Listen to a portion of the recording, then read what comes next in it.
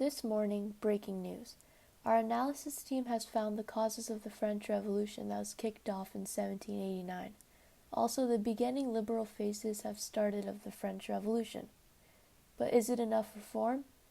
For our first story this morning, Jean brings us a research study that our team has been working on for quite some time.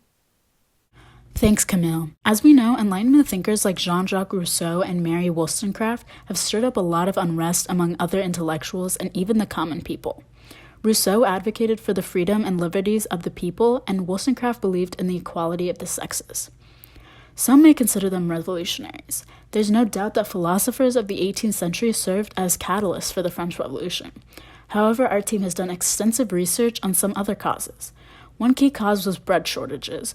Members of the Third Estate spent a third to a half of their salaries on bread. When prices rose further because of shortages, peasants and commoners were rightfully angry and resented the systems in place.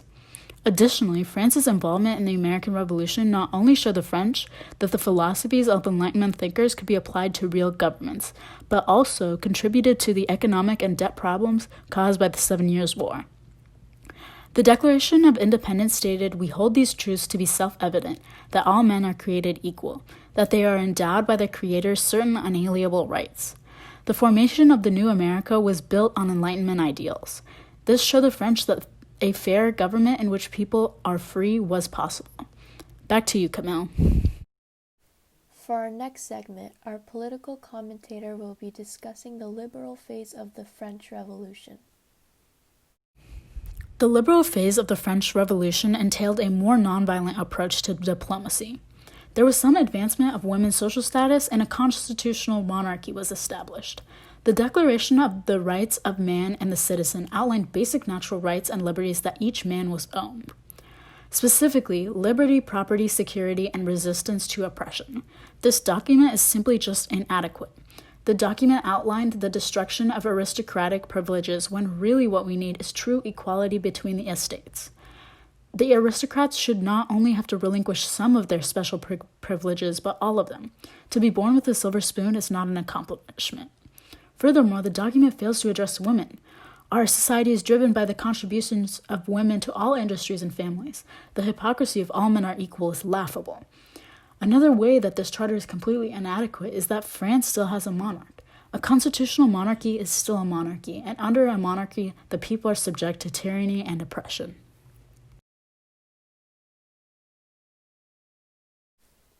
With the situation changing every day, we bring you the new developments of the National Convention from Paris. We have Henri on the ground there.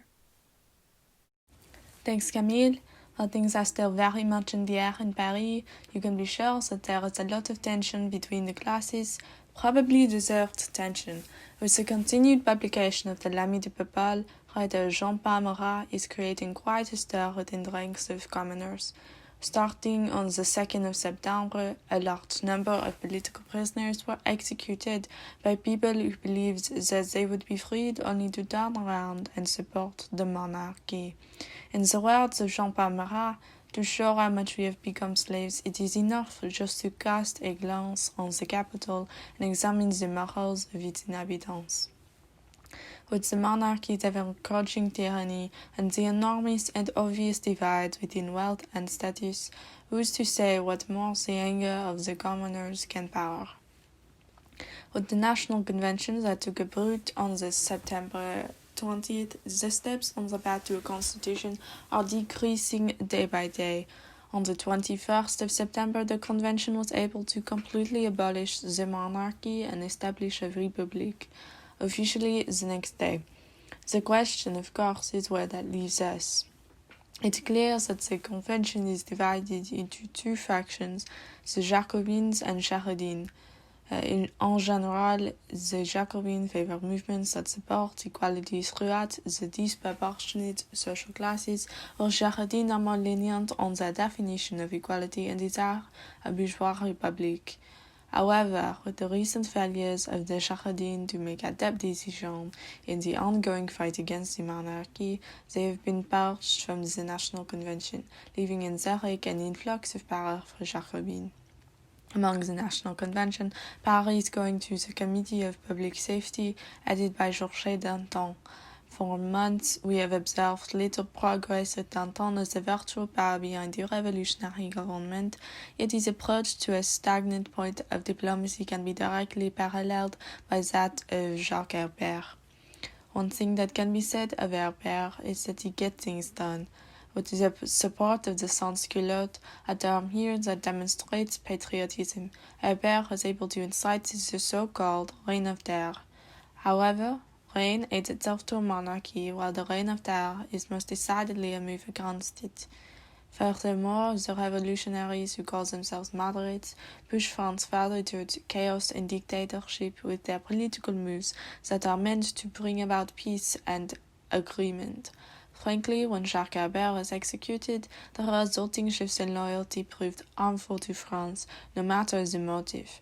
That is the most important takeaway from any politics.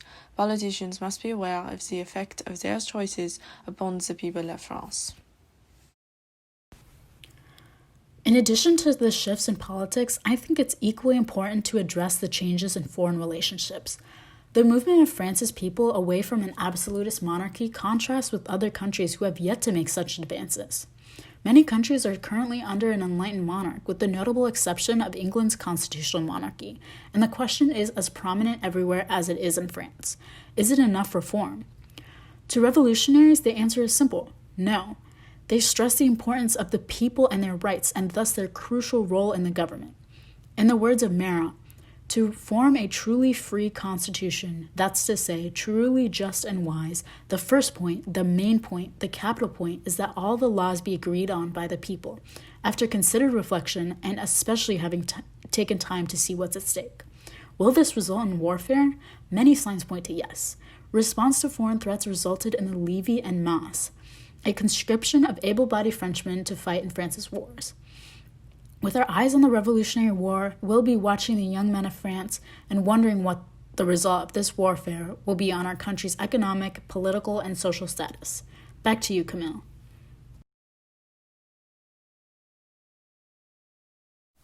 Thank you, Dominique. To present our next segment on women's rights and the latest news of women's legal status and citizenship, coming to us from the Palace of Versailles during the October March on Versailles is our equal rights commentator, Elise. Yes, thank you, Camille. Hello everyone, I am currently here at the Women's March at the Palace of Versailles, where these women are here demanding for the necessities. A big advocate of women's rights who influenced the start of this march today is the famous French playwright and political activist Olympe de Gouges. Olympe wrote many playwrights and documents about her beliefs in women's rights and abolitionism, and also was a huge political influence on the government. She was most famously known for her writings on the rights of a woman, also known as the Declaration of the Rights of a Woman and the Female Citizen. In her declaration, she wrote, Article 1, Women are born free and lives equal to the man in her rights. Social distinctions can be based only on the common utility. She made a huge contribution to women's rights, and one of the major things she fought for was women's rights to divorce. She was considered the radical revolutionary feminist, and not only did she advocate for women's rights, she campaigned for civil partnerships against slavery. She was a great example of a good activist as she reformed our country for the better. The Declaration of Women's Rights was directed in opposition towards the Declaration of the Rights of a Man and the Citizen, as it excludes the rights of our country's greatest backbone, women, in which she added in the Declaration of the Rights of a Woman and the Female Citizen. Thank you very much, Elise. Next, I would like to direct our camera to the political rights commentator Henri. He will be discussing our next segment on the slave revolt, the Haitian Revolution, led by Toussaint Louverture. Thank you, Camille. Hello everyone, today we are going to talk about the recent revolt led by Toussaint Louverture. Louverture was a son to African slaves who took leadership of the revolt and made a lot of reforms during the revolt. For equality, many slaves rebelled for their freedom, and in the French sugar colony of Saint-Dominique, they chose violence and terror pro-revolution, which was the way to go in order to bring a reformation. They did a good job using many of the revolutionary ideals, as it brought independence for Haiti in 1804. Napoleon should not have gone against the revolutionary ideals of equality, but they still luckily got what they wanted, which was independence. Many massacres between the white owners and the black slaves took place for their freedom. The radical phase of the revolution has been violent. Radical changes of revolution and its destruction of traditional institutions have been condemned by others, but they don't realize that destruction is necessary for change. Edmund Burke, who in his essay Reflections on the French Revolution criticizes radical developments and the harms it has to traditional institutions. He continues to explain the possible destructive effects of the French Revolution due to the disregard of complex human nature and society. Edmund Burke does not realize that the amount of eye-opening that protests and demonstrations create. Sometimes violence is necessary for change. Thanks, Henry. Well, to close off today, we would like to talk about our current rising celebrity in the country of France, Military General Napoleon Bonaparte. Napoleon has started off great. He has reformed our country for the better. His effective military techniques have helped with conquering many lands during wars for France. Currently, he has started to build his empire, and we're excited to see how it will turn out. Thank you for tuning in to La Vérité pour le Peuple. Au revoir.